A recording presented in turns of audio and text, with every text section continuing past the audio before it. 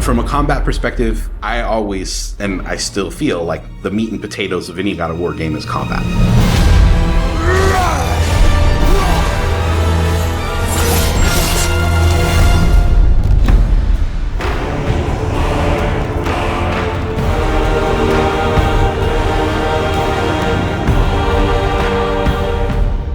My name is Roberto Clemente. All my friends call me Bert.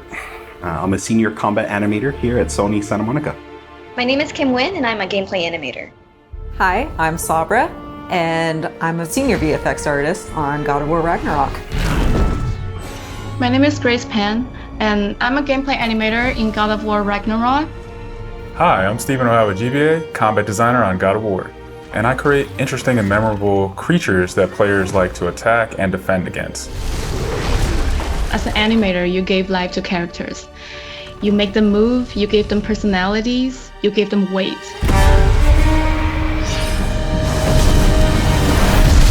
My role as a VFX artist is to put the power behind a move. You are in control of fire and earth and water and wind. Whether you are throwing your axe or on the receiving end of an enemy spell, VFX is what really gives the movement and the danger to every move that a character or enemy makes. I work really closely with the design team and the tech art team on this project specifically. We actually work a lot with camera, along with the guidance of our great camera team, so I find myself doing fight choreography sometimes. One of the most challenging parts about being a combat designer isn't the technical implementation of creating a creature, but it's really navigating that line between frustrating and engaging. We want to make something that makes players lean forward and focus and really try hard against that enemy and feel good about overcoming that, but we don't want to make them feel defeated if they can't figure something out. And then it feels rewarding when you win, not because it was impossible, but because it was fun and engaging. After the last game, we've heard the community cry out for more mini-bosses, bigger creatures, and enemy variety, and this time we really leaned into that. So in God of War Ragnarok, you're going to be traveling to all 9 realms, and each realm is going to have like its own theme of enemies that are very unique to that space. For example, in Alfheim, we're familiar with the Dark Elves, but this time around we're going to be fighting the Light Elves, such as the Light Elf Warrior. One of the key learnings from the last God of War game is we don't have to think about the camera and how close combat is going to feel. We already have that knowledge, so we can build upon the close camera that we have, and we can iterate on enemies, creating more interesting scenarios. In the last game, Atreus was just starting to fight alongside Kratos, and he was learning from the Master Tactician. So in this game, he's trying to prove himself a little bit more, and we built upon those mechanics with him.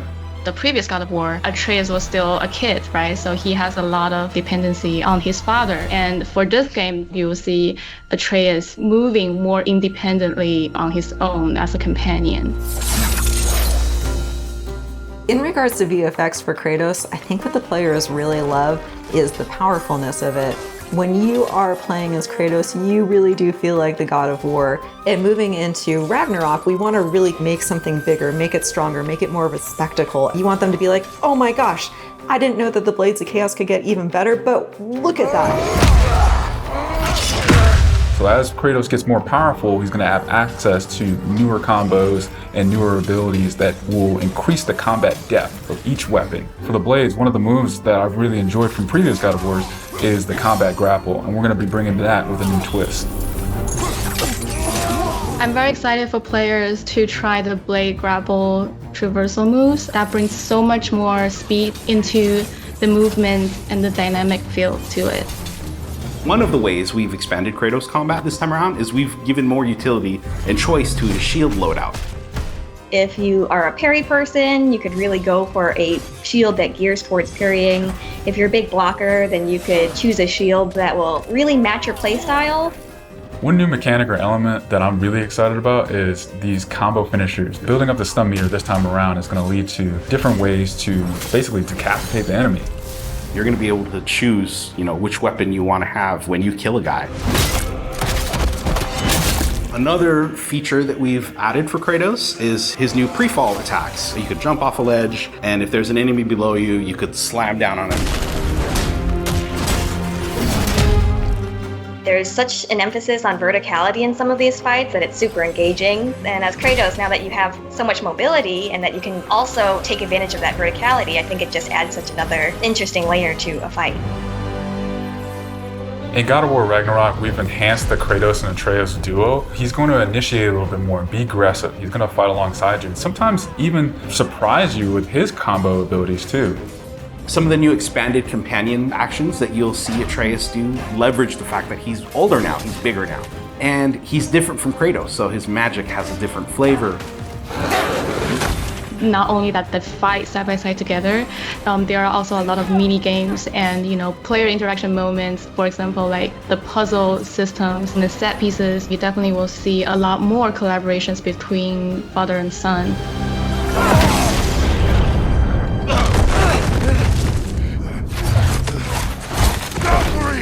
Odin must have sent them! There's so much that goes into building a big set piece. You basically iterate and iterate and iterate, and it takes testing and just seeing what works to really figure out the personality of something. Basically, every department gives it their all to make things really spectacular. There were a lot of different times that I would look back at God of War games just through the ages. Before 2018, there were so many amazing, huge boss fights and set pieces that it was a huge inspiration for me on my time on this project. For the Old Father! Our design philosophy for creating new and memorable enemies is basically making them a combat puzzle, similar to like chess, and focusing on the chess pieces. Each piece has its own theme and its own use. You need to be able to see what's happening in an instant and be able to react as the player.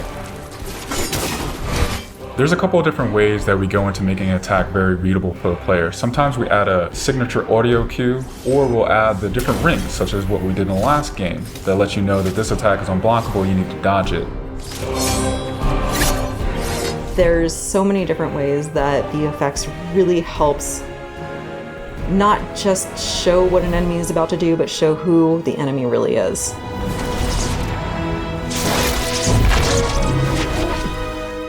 Everything you design has to be surrounding the essence of the character and a story. It's what makes it believable and memorable in the first place.